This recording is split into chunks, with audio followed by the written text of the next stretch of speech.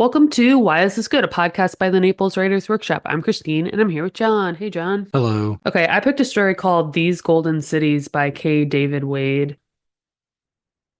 Back home, night settled thick, a pale gray sky full of shadows. As Dom and I made our way to the Unimart, an erratic bat stumbled drunk overhead. A homeless man watched us from an upturned bucket of paint. He coddled a silver-furred rabbit whose sleek coat made its handler appear the perfect gentleman, if a mangy one. I stared hard. They refused to disappear. I texted Grace. It was important that I watch the sunrise with her for some reason. Tonight, I decided she'd either forgive or condemn me for good. All I hoped was that she'd look me in the eyes while she did it. I needed to see for myself what she meant. Anyway, Dom said, as we entered the store, I hadn't realized he'd been talking. My teeth are glowing. The linoleum did not ripple, and the lights did not swallow us whole. In fact, the store seemed extremely orderly, as if all the shelves had been recently stocked, all the coolers replenished. I did have a warm, cozy feeling in my chest, but my mental faculties were crisp. You figure out if y'all are coming? I asked, settling on a pint of peach tea. Yeah, Dom said, can't. My first big art show was in April, and I had invited Dom and Eric to New York on a whim. I knew money would be tight, what with Eric's newborn and Dom saving up for a new place, but I figured one weekend would be good for all of us. We had slowly started to drift since I left for school, started to settle differently, like dust on opposite ends of the same windowsill. I figured them seeing some of the world that I saw might reconnect us. Dom grabbed a small bottle of chocolate milk. On the label, a cow chewed her cud before daybreak, like literally chewed. Beyond her, the sun hung low in unerring eternal dawn. Sorry, Dom said finally. Next time. I think I was doing what I always do when I find stories these days, which was searching for free stories online. But this time I was looking for something a little bit more modern. I probably even use that word. Recent. Yeah, because I feel like a lot of the best short story results. There's like Nabokov, Hemingway. Yeah, it's the same stories over and over, the lottery. Like, and you've read Yeah. most of them. And if we haven't had them on the podcast, then it's because we don't really care to or whatever. We're Or they're scraping too the bottom of the long. barrel. Yeah, I mean, there's a lot of classics, and we see them again and again. And even if they're not a classic, they're of the same style. That Melville story, Bartleby, the Scrivener. I'm Yeah. like, we should do that one, but it's so long. Yeah, I don't want to do long ones either. I mean, this one felt pretty long, but yeah, when I started reading this one, I was like, okay, this is what I'm looking for. I'm looking for something that doesn't necessarily feel like it's going to try to hit me over the head with how meaningful and poetic. It just felt like a real story. And I think what I really liked about it, like on this first page and even the section that I read, he just tells you what they're going to do that night. Like on the beginning of the story, we headed to Dom's house around sunset after a long day of bullshitting, and they're talking about how they're going to go pick up these drugs and they're going to go trip acid together. And the main character, I forget his name, he's back in his hometown after having gone to his first semester of college, and he's going to like an art school and doing film type stuff, it sounds like. And he's just trying to reconnect with these guys that he feels are his closest friends and the most familiar to him. But even one semester away from them, he realizes like how different their lived experiences have Yeah. become. Everything changes. Yeah, and so like on Electric Literature's website, the guy that's recommending this story calls the article "Home is a Trip You Can't Ever Take Again." And I really like that, even though it turns out it's not the title of this story, because it's a little bit of a play on this idea that like they're on an acid trip, but just like you can't recreate any kind of a drug trip, you can't recreate your childhood, you can't recreate high school, you can't recreate any of the circumstances that created like your friendship to begin with. You just have to hope that like your friendship is what changes with the times. So that's what this main character is struggling with. And then ultimately what he's really focusing on, even though I would argue like he's more upset about his friendships falling apart, he's really focusing on this girl that he wants to continue to see, right? Or at least to kind of figure out what their closure looks like. Yeah, he feels like it's unresolved. And so like that section is like either they were going to keep talking or she was going to condemn him. And yeah, he needs to like see it face to face to get it through his head. But I feel like there's probably a lot of stories like this. I can't think of another one that we've read on the podcast where it just follows one evening Oh, of a yeah. character, and it there's usually like drinking or drugs, and there's this like element where like the more out of it this main character becomes, the more clear their thoughts become, right? Like the harder this guy is tripping, the more he's sort of arriving at a conclusion for himself. You know what I mean? And that part was interesting. It's an interesting thing how clear this is. Yeah. Like the clarity of the thought process it's like in the section you read, it jumped out at me while you were reading it. It said the linoleum did not ripple. The lights did not swallow us whole. In fact, the store seemed extremely orderly, as if all the shelves had been recently stocked, coolers replenished. I was like, the reason he's commenting like that is because they're supposed to be tripping. They're on acid. Like, Yeah. and yet it doesn't look weird. It's not like Right. weird. So this whole thing is like an experience being like mediated by acid, right? In Yeah. some way. But like I remember a long time ago, this is like 20 years ago, 20 something years ago, I tried to read Electric Kool-Aid Acid Test, and I got a little ways into that, and I was like, this reads like an acid trip. It reads like the Yeah. prose is trying to put you on a trip. And I was Yeah. like, I don't want to do that. I was not into that at the moment. And so I didn't finish it. Was that Tom Wolfe that wrote that? I don't know. It was like a gonzo journalism thing. I don't Yeah. remember exactly the situation. So I assume he took acid and he was trying to impart that Yeah. feeling. The whole gonzo journalism seems odd to me, but whatever. But this does not, he didn't do that in this story. Like he didn't like try to make you feel it that way. It was more like No. telling you kind of concrete, specific details like you would want out of any story, but just kind of like lent themselves. Like there's a talking cow on the milk carton. Right. It's like, or not talking, but chewing, like it's an animated cow on the milk carton. Which sometimes I feel like I think in this story, this narrator has not done acid before. I thought they had done it a couple times. Is that what it says? Or he hasn't done it There's a in a little while or confusion about something? like Oh flashbacks. yeah, It's like it back then, says yeah. I'd done acid a couple times with the melting pot. Yeah, you're right. Because he's remembering things halfway through this. Is like, then there was that time this happened, and then we come back to Yeah. the present. It's a little like that's not clear because I think that is a little bit like the thought process Yeah. disconnected, and like you have to Right. kind of like give leeway because they're on acid. That's why we're not exactly sure what's going on. I think though that maybe there's elements of a type of writing style where you feel like you're on acid that are somehow authentic. But Yeah. sometimes like it feels like this version of events is more authentic, where like you're aware that you're tripping. Yeah. So things are not completely unhinged. Like you're watching the cow on the carton and you know that's not Yeah. right. I mean, the section that I read includes that little bit where he sees the homeless man with the rabbit and he's like, they would not disappear. So it's like Yeah, you kind of know that he knows like he's still sussing out his environment. You know what I mean? They're not like Yeah. holed up at home like freaking out. They're out in the world and they're like, oh, what's that? I can't really tell. So, yeah, so it feels like authentic that way. And then yeah, to your point about how like maybe the flashbacks are a little bit confusing and maybe that's the authentic part of the experience. That's what I like about stories like this that just kind of follow a night of like drinking or whatever. Is that is the authentic thing that takes place, but it's also what helps this character come to whatever conclusion, right? Yeah. It is the act of like remembering these things out of order and relating everything to one another. And, even like when you see people like get really emotional when they drink or whatever, like it's messy and stupid, but some people are actually having like breakthroughs when it happens to them, It feels like he's having a very important experience, even though he's high. He's not engineering like these revelations, is my point. There's like a moment near the end. Most of this is told in that style of like, it's kind of like the impressions of the character,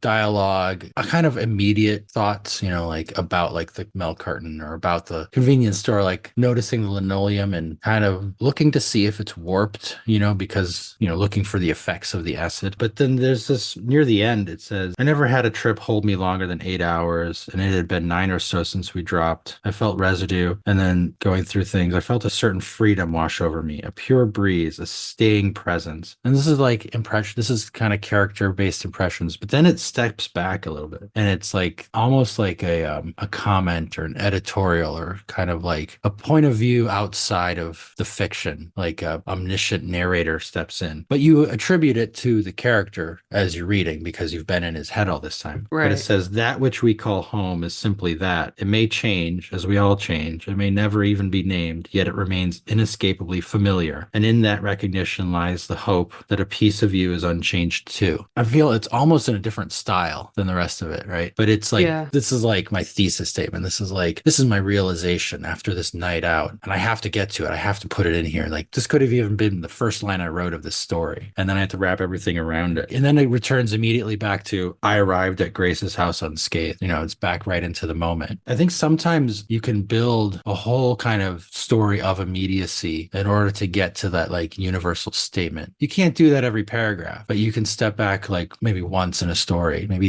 if you're Joseph Conrad, you can do it twice, right?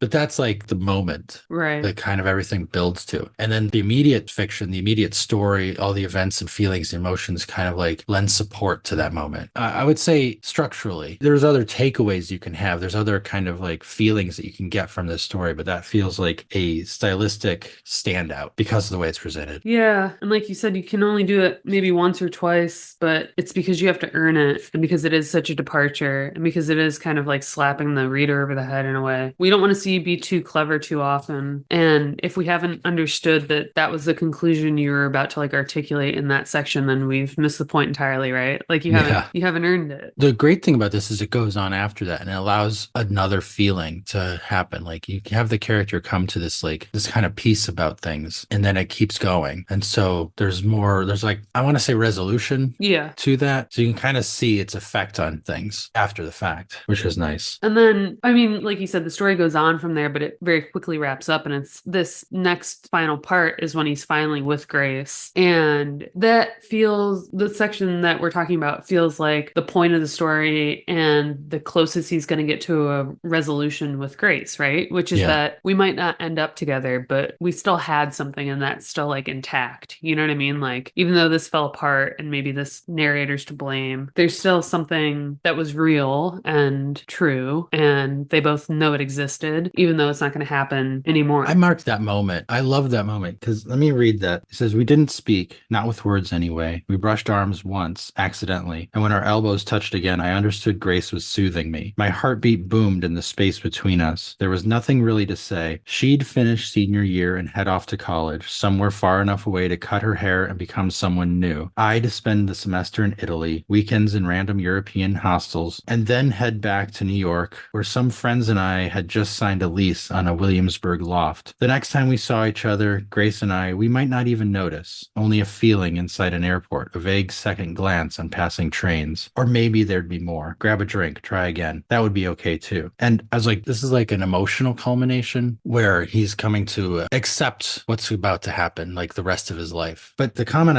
I thought of when I read this is like, this isn't meant to be a glimpse of the real future. It's supposed to be describing a feeling. So this is not a real scene of them passing in an airport or on a train or Yeah. what's actually going to happen. It's more of like how he feels about the moment that's happening right now. It's like whatever happens after this, if we separate, if we never see each other again for any reality, that's fine. Like I've come to terms with that. And like that's what I'm feeling right now is that it's okay if we bifurcate from here on. Yeah, I love stories that do this. I know I've talked about this a lot, like in the workshop. I love stories that go from the present moment and kind of predict in a little bit, like stretch forward and say, like, maybe this would happen, maybe this would happen, maybe this would happen. And like, we don't know which of those happens, but to your point, like the fact that he's exploring these options and feels like this or this is more likely tells you that he is having some kind of resolution in the present. You know, the Yeah. way he's viewing how the future could be tells you everything you need to know about what he's going to come away from this moment with. So, because otherwise he could have said something like, and the next time I saw her, I'd pretend I didn't. And the next time she saw me, like, you know, XYZ. Like it could be like these really negative predictions. But instead there Yeah. it's he's kind of like, and in the future, maybe so much of this will be behind us and we'll have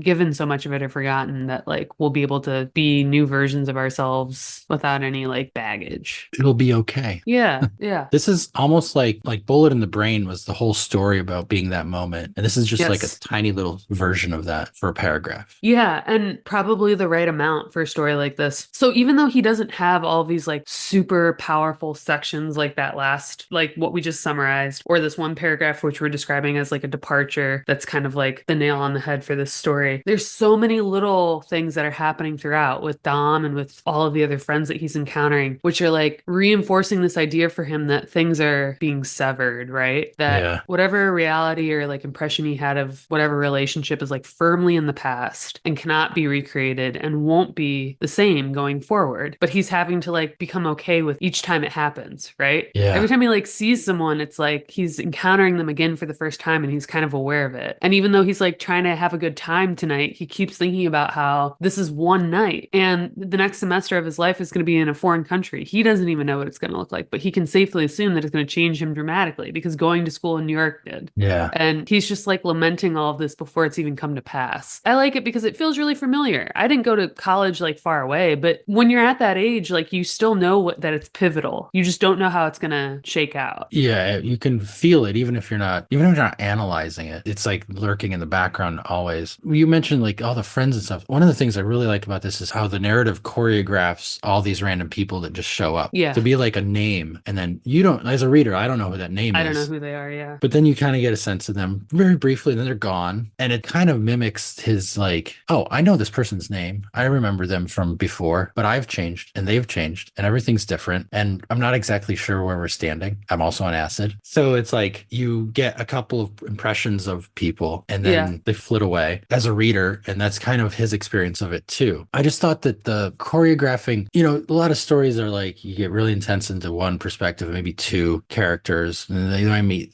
somebody or other, and there might be like little peripherals, but there's so many like interactions with people that are brief, Yeah. and there's conversations that happen between them, and like it's just well choreographed in that way too, I think. Yeah. And it feels like this is like a real night, you know? Yeah, They're running into people, but they're not hanging out with them. yeah, that's like the very human aspect of this. It's like that's we're social animals, we're social creatures. It's stories are about human beings and about relationships and where you are in the world. And the world is other people. It's not like where you are in the forest. It's where you are in the social world. So like having all these people come in and kind of show us as readers where that character is in relationship to all these other people. Yeah. It's important to be able to choreograph that thing as a writer. Right. I think there are like several sections throughout which are like, if you took them out and you lined them all up in order, they're all building to this ending that we've talked about, where they're all Yeah. circling the same idea. I think it's interesting too that like he's having new, exciting experiences that he wants to have. And where he's from, like he's Black and most people that he associates with are. And then he's going to this new university, he's experiencing these new things with like new types of people. And he still wants to process it with somebody that is from home, right? The Yeah. only way that you can like process what's new and different is like with somebody that's like familiar and knows that it is different. Like he's got all these friends, but they're not processing this together. He's not like, oh man, this is really weird. Like I kind of miss home and all this is really different. Instead, he's like, I gotta call Grace. She doesn't want to hear from me, but I need Man, to talk to her about this. And even Dom's not like available for this type of conversation, it oh feels yeah, like. that feeling is so familiar. Like I don't remember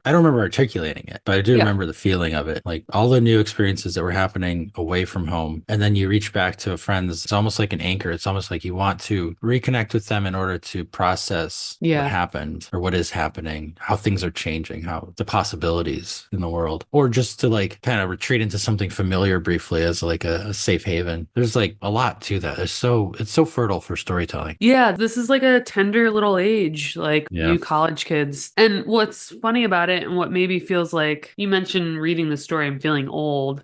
I think that was off air. It was off I'm air, very but young. I'm I'd like very to bring young. that up here. I'd like to put it on the record. But I think what you meant by that was like the maybe specific experience of this feels out of reach. Maybe Yeah. you don't remember tripping on acid, but the feeling is like so familiar, like we're saying. But it's also it makes me feel old in the sense that I looked and I think this main character's name is Michael. But for Michael, this is like so pivotal. This is all consuming. And me, even being like 15 years removed from college, 20 years removed from college, I'm reading it and I'm thinking like, it's okay though. Like it feels like the end of the world in a lot of ways. And it feels really, really sad, but it's also not as big a deal as he thinks it is. I feel old in that sense where I'm like a little dismissive of it, right? Like when you watch like a kid get their heart broken for the first time, you're like, I know this feels like the end of your world, but it's not. It's kind of pathetic to watch you go through it. I feel old in that sense, but I love that he's capturing it in a way that doesn't like dismiss what this is. I'm not in college anymore, but I can still kind of read it and think like, yeah, this is exactly what it's like. Yeah, I think I felt because I felt more old, like all the writers are young and they're closer to this experience. And I'm Yes. trying to like get my old man stories published, like worried about death, and they're just worried Yeah. about life, right? Right, It's a right, right. different point of view. Yeah. And Oh, so for I was sure. imagining like editors, young grad students who have to read for the college literary magazine, and they're like, how much can they connect to my old man version of seeing the world? They're more Right. likely to connect to this version of it, right? Yeah, this like modern voice just feels like it's a story about things that people are currently going through and currently in touch with. And you don't have to like take the added step of imagining a life in a world that's not your own. I feel like when we read, like, my favorite story in high school book was Jane Eyre, as if I knew anything about that. You know what I mean? Yeah. I was having to make so many leaps of so many different kinds that I didn't even realize I was making. But what if Jane Eyre, that same story, had been written by like a modern writer. Like, how much more enamored would I have been? How much more authentic would it have felt? Like, when you remove the barriers of having to like imagine who this person is in relation to you, when it just feels like you. I imagine Yeah. there's like a million readers of K. David Wade who are reading this and they're like him and they're of his time and maybe even of a place like his. And they're like, this feels really authentic to me. And I don't have to do these mental gymnastics to make it feel that way. It just is. There's just such value in that type of writing. And that's what I feel like is lost when we put these classics on a pedestal. I'm like, great, they're going to be classics forever. But the more we march forward in time, the less relatable they feel. The more work I have to do to imagine what it must have been like. Even stories that are written like pre-cell phone. You know, when you watch an episode of Seinfeld, there's so many things that you're just that are missing because they're not of your time. I wonder what it would be like to reread Catcher in the Rye or something now. Yeah. Because that was like the teenage story. And it'd be interesting in two ways. Like now, 70 years later, and I'm much older. So how would I read it? So Right. there's two things. The world is a little different. I'm a little different. But the other thing is like we can still read the Iliad or the Odyssey or Gilgamesh or Yes. something and feel that human connection because we're always human beings. We can always recognize ourselves in human experiences. It's nice to see your kind of social circumstances reflected back at you. Yeah, and even like your manner of speaking. Yeah. This one's pretty dialogue heavy. Yeah. And the dialogue, I imagine, I mean, it feels authentic to me when I'm reading it. I'm like, this sounds like an actual conversation he's having with all these different characters and how they would, like you said, just be roving in and out of their night and striking up these familiar conversations. I remember my first year or two of college trying to come up with stories. I was trying to write screenplays at the time for some reason. I don't know why. I think I bought a camcorder. Maybe I wanted to film something. But all the stories I was pulling out were just like random things me and my friends did. And I was Yes. like, oh, this could be a movie. I was like thinking of like Pulp Fiction or something and turning like some random night into a story. Yeah. I was a little later. But in retrospect, I was not recognizing what a good story was. But but there's something about that. Yeah, I know exactly what you're talking about because I was at the same like life experience stage in college trying to write fiction, and it's just so flat compared to what you can do now with a little more like, experience and context. But that doesn't mean that this moment and that story for you or what you were working on then didn't feel so important. You know what I Oh mean? yeah. Yeah. And that's why this makes me feel old, right? Because I'm reading it and I'm like, you'll be okay, Michael. You'll be better, And like, and this feels like the end of the world in a lot of ways, but like maybe even 5 or 10 years from now, when you reread a story like this or revisit a life experience like this, you would think to yourself, like, I had no clue, or like, this is not my best work, or whatever. But it's still just so universal in a lot of ways, right? This coming of age and coming of age in this time. I mean, think about like kids these days that are growing up in an era of like school shootings. Like when they read stories about going to school that were before Columbine, it doesn't probably feel the same. It doesn't feel as authentic. They can't relate to it, maybe. And also, I think what we tend to do when we refer to classics is, like I said, put them on a pedestal in a way that's like, no, this is the experience that you want to replicate. This is the experience that's profound and important. Yours is less so. But it's like, at least when it comes to something like a school shooting, it's like, no, that's more profound. The idea that these days you can go to school and not come back. Like we have this way of like thinking that our elders and those that came before us, they were the ones that were important trailblazers. And it's like, well, why are we dismissing what's happening right now as being less important or like it won't be a classic one day? People have to write about what's happening now and there will be other classics from it. But will we ever like knock Lord of the Flies off the shelf? Who knows? No, there's a lot of shelves. There's a lot of room. I forget what the timing was, but there was some moment in time, like sometime after the printing press was invented, where there became more printed work in English than a person could read in one lifetime. Yeah, And they exactly. suddenly had to choose. Yes. And that's a struggle. Like, what do you read? Yeah. And should you, I mean, if you're deciding what do I read and I'm reading the most important stuff, that's one thing. What do I read that I really want to enjoy? That's supposedly another thing. But it's like, why can't we just read what we like identify with like immediately? Why do we have to like read the things that we like kind of like, force down our own throats? I've been having trouble reading the best American short fiction anthologies. They feel very repetitive. Yeah. A lot of it's the same kind of emotional feeling. And sometimes I just start reading it. And it's like, the story wasn't really for me. Right. This is for somebody else. Do you think that has to do though, like the repetitiveness? Do you think that has to do with what we've talked about recently with the newsletter, like how MFA programs are producing like the same note? Oh, yeah. And Yeah. each volume is kind of curated by or issue is curated by an issue editor. So that person has like a feeling of what they like the Right. most. And so they'll pick that thing and you pick 20 versions of that thing, Right. it's going to feel like that's their, list. Yeah. I think my takeaway from the story is like maybe like twofold. Like one being that there might be an experience that's so universal or so formative like this, like going off to college, that it feels like maybe it's not worth writing about because even as it's happening, you kind of know that Everyone's done that story. everyone's done it and everyone's, for the most Yeah. part, come out on the other side. So, like, why do I need to be the one that articulates it? And my argument would just be that, well, you can articulate it better, perhaps, you Well, know? it's not just that. I think it's with the nature of what is fiction. Fiction Hmm. is specific details that evoke a specific, concrete, in situ emotion. It's not abstract. Fiction Right. is about concrete specifics. This is what problem we get in the workshop a lot is people like vague, airy kind of like generalizations. And you're like, no, no, Yeah. no, make it a story. Make it a story by putting a character in there with specific things. And so because of that, every way you tell that story is going to be different because it's specific to that particular character. Yeah. So twofold in that sense, right? Like go ahead and do it and make it specifically yours, like you said. Yeah. And then also, I don't know, maybe read like some recent stuff, even if you don't think that it's necessarily going to be a classic or even one that you necessarily remember. There's something really enjoyable about reading something that's just easy to read. And so I guess my other takeaway is go ahead and indulge that side of yourself. Like go ahead and read the stuff that feels like it's not, high quality, whatever it is. If it's getting published in a lot of ways, it's met other kinds of bars, especially I would argue short stories. Yeah, I just enjoyed this one. And sometimes I have to enjoy something like a vegetable. I'm like, yeah, that was good, but I still want pizza, you know?